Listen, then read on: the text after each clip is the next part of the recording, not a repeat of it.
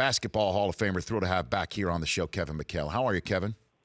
I'm doing great, guys. Good to hear from you. Yeah, it's good to have you here. I'll give you the floor on LeBron James. There's so much conversation about him and Magic and Jordan and the cross of generations here. Place in perspective for me what you're seeing out of LeBron, Kevin. Well, I mean, same thing I've seen out of him most of his career. The guy is a fantastic, unbelievably gifted basketball player. He's got the vision. He sees the entire floor. He's got a really, really high basketball IQ.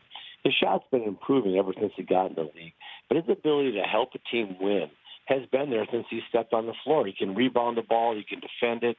Think about some of those blocks from behind that he's so famous for, running guys down and blocking shots. He just is he's a kind of a hybrid of a lot of different players. But LeBron's unique unto himself. I mean, he's got some of the Magic and Larry's just size with the ability to look over the floor. You've got just the ability to put the ball on the floor and attack the rim like a Michael Jordan did when Michael was younger. His shot, like as I said, has just been improving. He's been playing that little fadeaway one-legger he's got going right now is ridiculous, especially against Toronto. Every time he shoots it, I'm like, that can't go in. But it goes in. And, the guys, every once in a while, they're generational type players.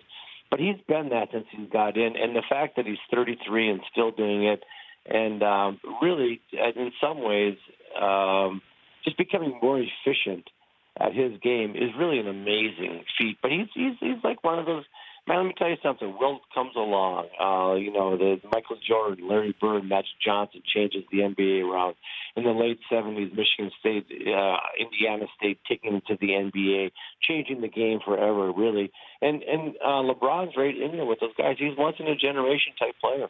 So what do you think it is about somebody that can take the beating and perform as well as he seems to be performing at his highest level at age 33? I mean, what was it like for you as you were playing at that age, or Larry, when you were around him, Kevin? We got beat up, though. So, I mean, everything's relative. I mean, we had for us in the Celtics and most teams, you have a 6, 7, 8 year run, and that's kind of comes to an end. Kareem had a different run. He won one with the Milwaukee Bucks, Kareem Abdul-Jabbar, one of the best players ever. Then he had a long run. He had a 6, 7, 8 year run with the Lakers. But there are very few teams that have these long runs because everybody gets beat up. So by the time we were 33, we had been beaten up, had some surgeries, just your body had just wasn't able to respond. You could still go out and you could still go out and score. I mean, you could go out and put numbers up on a board, but you weren't able to dominate the game. He's still able to pass the ball, attack, get by people. He hasn't had any major injuries, thank goodness. And so he's just kind of a freak of nature that way. I think even by the time Michael was in his game had changed. Still efficient, but more of a post-up guy, fade away. Michael's game had changed as time went on, and LeBron's pretty amazing just because of the health. So it's so hard to say the difference because had I not had injuries, I think playing at 33 would have been a lot easier. It was the injuries that just in a cast half a year, coming out, rehabbing, trying to play. It just, those things just beat you down as a player. I'm so happy to see that LeBron hasn't had that and is still able to play. Kevin McHale here on the Rich Eisen Show, and you are the perfect guest to ask this question to about Brad Stevens, Kevin, since you've seen obviously so much of this game as a player and a coach and a grocery shopper. How much, because we're hearing tons of credit for Brad Stevens about the plays that he's drawing up, and Terry Rozier playing and Tatum playing to this level that we've seen in the playoffs. How much credit do you think he deserves for this? Oh, a ton of credit. I just think that every team that has success, they have good players. So let's start at the top with my good buddy Danny Ainge. He went out, and Danny loves getting long athletes. Danny loves getting scrappy guys with high basketball IQ. He gets a lot of guys that play the way he did, and he's got a lot of basketball players there. But the thing that Brad does is he's able to put people in positions to succeed, and he lets his basketball players play basketball. But you look at a guy like a Shemi Ojale, okay? He played a lot against Milwaukee. Shemi Ojale is the second-round pick from SMU, but one thing that you never saw Shemi Ojale do, throw the ball to the other team. You never see Aaron Baines fire the ball to the other team. Those guys, he has his role players doing what they do. He lets his basketball players, look, if you're a basketball player, you're going to be driving to the hole. You're going to have some turnovers. You're going to have some issues because that's the nature of the game. No one plays a perfect game. Look at Brad, what he does with all of his role players, how he puts them in positions. They shoot the open shot. They don't turn the ball over. They don't make mistakes. He doesn't put them in positions to say, okay, Aaron Baines, I want you to do a dribble handoff and attack the basket. And if they come, throw it to Aaron Baines would make turnovers,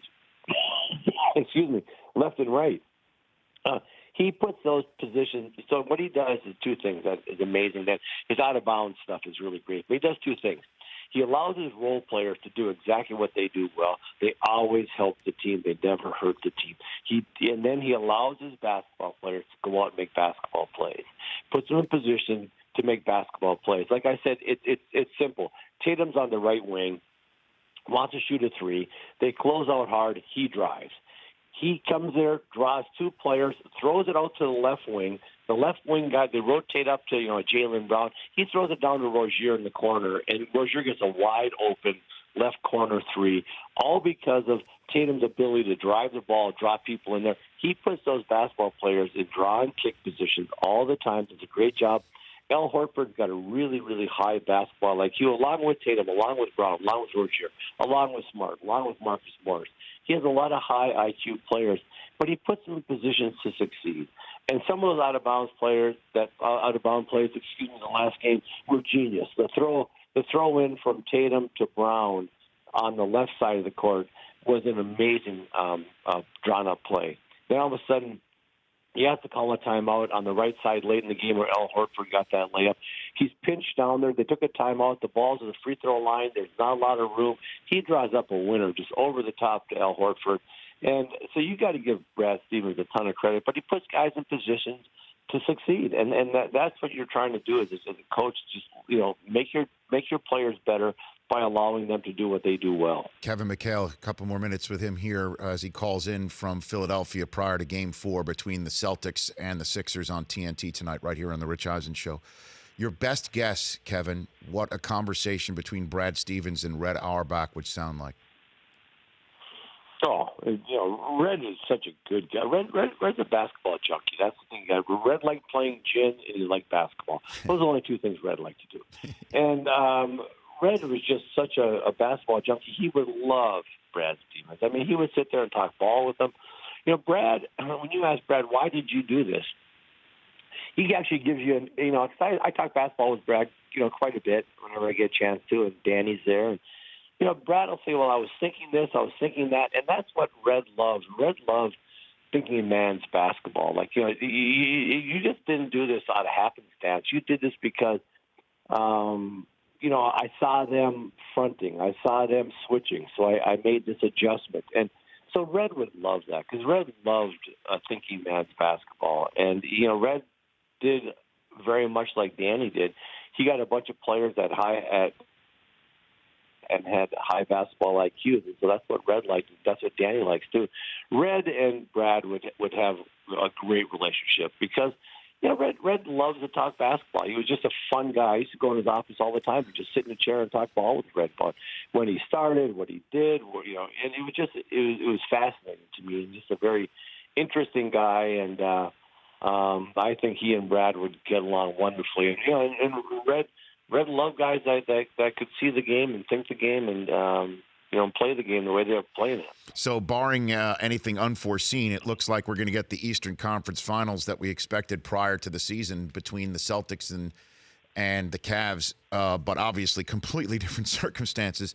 What do you think that looks like if it happens, Kevin? Well, I think the one thing that Boston can do, it's just like when you watched, and I did the games with the Heat versus Philly.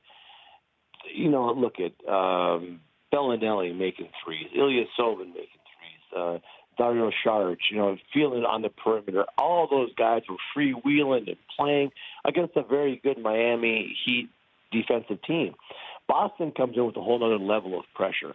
They're up. They get into you. They're turning you. All of a sudden, all these shots are contested. All of a sudden, all these openings aren't there. What Boston can do to Cleveland is they can put a bunch of different players on LeBron to make LeBron really work. You're not going to stop LeBron. But can you make him work? Can you make a couple of those assists that he's getting where he's seeing the whole floor?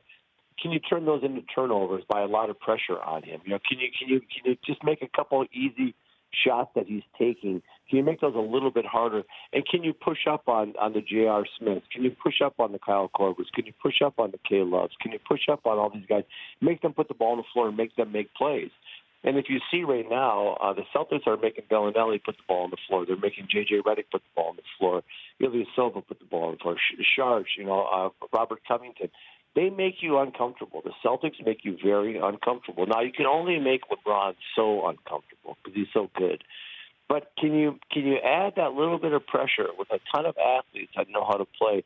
Can you turn those games, 3-4 extra possessions go your way throughout the course of a game is huge because you're taking away 2 points and adding 2 points to your team. Can they get some runouts on the defensive end with steals and stuff? So it will be really, really interesting. I've often said over the last 6-7 years, I never, ever go against LeBron James unless they were playing Golden State. Then I think, okay, I pick Golden State over them.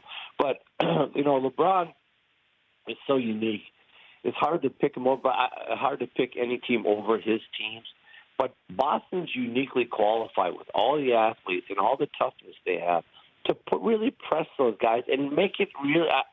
I tell you what, it's going to be really interesting to see if they can maintain this type of defense intensity, which they have all year, so I assume they will. And then you've got Big Al Horford making plays in the middle. How are they going to match up with him? Is Tristan Thompson going to be able to sail with him on the perimeter? Will dribble handout, him passing and kicking, and driving and kicking out. So it's gonna be fun. I mean, it's going to be really, really an interesting series.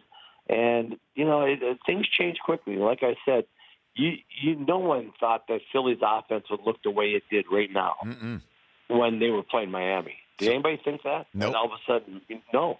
So pressure is a unique thing. Pressure, when you're able to press up on people, and attack them, that pressure builds throughout the 40 minutes of 48. If you don't have enough athletes that are able to release that pressure, beat their man one-on-one, score, they get fouled, do all these things to release that pressure, it just builds on you. And, LeBron will always be the natural pressure release, of course, for Cleveland. But you see right now in this Philly series, by the end of that game, how fast did J.J. Redick just try to get rid of that ball when he had it on the one turnover? Hey, Ben Simmons did the same thing. Exactly. But what that's you're uncomfortable the whole game. They're up into you. They have their body on you. They're taking away your space. They're making you do things you don't want to do. That pressure builds all the time. So can they put that much pressure on all the other Cavaliers and put enough pressure on LeBron that he's just not freewheeling? My goodness. I mean, the way he's playing against Toronto, honestly, I kid you not. It's like when you were a really good pro player, like you would go to a college. Like if I went back to the University of Minnesota and just played in the summer in a pickup game. Within the first 2 minutes, you're like, oh man, I'm going to have some fun out here because none of these kids are prepared to play at a level that's going to challenge you. So you have that's what LeBron looks like. He's out there just like playing so relaxed, and it's amazing to watch that. Can the Celtics take some of that away, some of that comfort away from him? It'd be interesting to see. You sure will, Kevin. Look forward to tonight. Really enjoy your call with Brian Anderson. Have a good time tonight. Good cast. Thanks a lot, guys. Take care of yourself. You got it. That's Kevin McHale. The Rich Eisen Show, weekdays at noon Eastern on Audience.